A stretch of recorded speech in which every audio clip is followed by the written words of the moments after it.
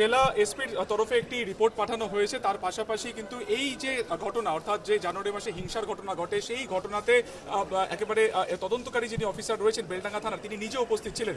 আজকে এই 36 জনের মধ্যে 31 জনকে প্রোডাকশন করার কথা ছিল, কারণ বাকি 5 জন ইতিমধ্যে জামিন পেয়ে গেছে। কিন্তু এই 31 জনকে সশরীরে আজকে হাজির করানোর কথা থাকলেও শেষ মুহূর্তে কিন্তু নিরাপত্তাজনিত কারণে তাদেরকে পেশ করা গেল না।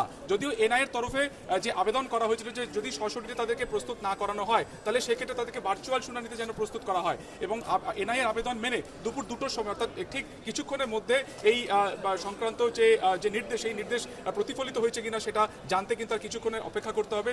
নগর ও দায়রা আদালতে যেখানে আমরা রয়েছি, সেখানে চিফ জাজ অর্থাৎ এনআইএ যে স্পেশাল কোর্ট রয়েছে, সেখানে কিন্তু জানা যাবে যে এই 31 জন বেলডাঙ্গা কেসে যাদেরকে গ্রেফতার করা হয়েছিল, তাদেরকে সশরীরে না প্রোডাকশন করা হলো, তাদেরকে ভার্চুয়ালি এই শুনানিতে রাখা হচ্ছে কিনা।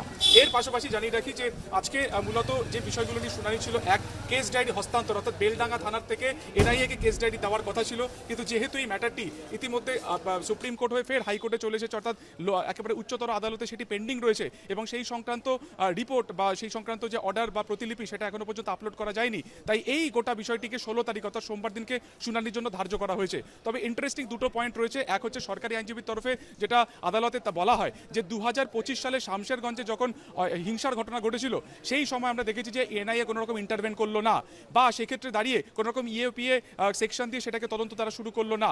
অর্থাৎ 2026 সালে যখন বেলডাঙ্গাতে ঘটনাটি ঘটলো, যেখানে নির্বাচন আর কয়েক মাস বাকি রয়েছে, তার আগে পলিটিক্যালি মোটিভেটেড হয়ে, অর্থাৎ রাজনৈতিক স্বার্থেই কিন্তু এনআইএকে ব্যবহার করা হচ্ছে, এবং সেই কারণে কিন্তু এনআইএ এক্ষেত্রে ইউএপিএ লাগু করেছে। ফলত এরকম রাজনৈতিক বিষয়ও কিন্তু একই সঙ্গে আজকে কোর্টে ওঠে। যদিও এই সংক্রান্ত বিষয়টি অর্থাৎ কেস ডায়েরি হস্তান্তরের বিষয়টি 16 তারিখের জন্য ধার্য করা হয়েছে। এবং যেটাকে তোমাকে বলছিলাম যে এর আগেও এনআইএ তরফে এই যে 31 জন, তাদেরকে বহরমপুর কোর্ট থেকে সশরীরে আনার কথা ছিল। এর আগের একটি ডেটেও কিন্তু তাদেরকে আনা যায়নি। আজকেও কিন্তু এসপির একটি রিপোর্ট তলব করা হয়েছিল যে এই সশরীরে প্রোডাকশনের ব্যাপারে তার কি মানে তার সেই রিপোর্টে তিনি কি বক্তব্য রাখতে পারেন।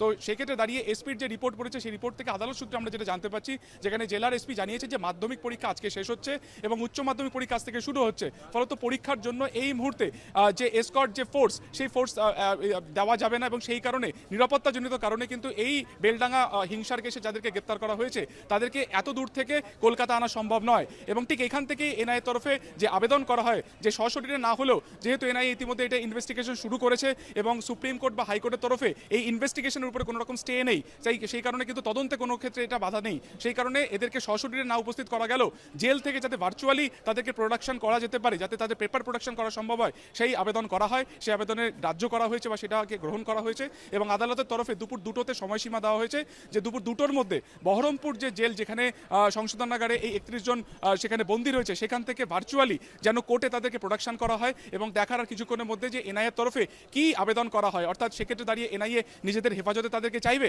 নাকি জেল হেফাজতের মেয়াদ আরও বাড়ানো হবে, সেই কারণে কিন্তু আর কিছুক্ষণ অপেক্ষা করতে হবে। এবং নগর ও দায়রা আদালত থেকে ইতিমধ্যে যিনি একেবারে জেলা যারা আধিকারিক, পুলিশ আধিকারিক, তারা বেরিয়ে গিয়েছেন।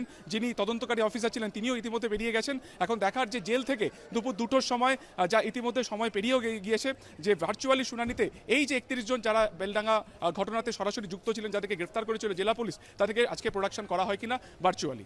এবিপি আনন্দ, এগিয়ে থাকে, এগিয়ে রাখে।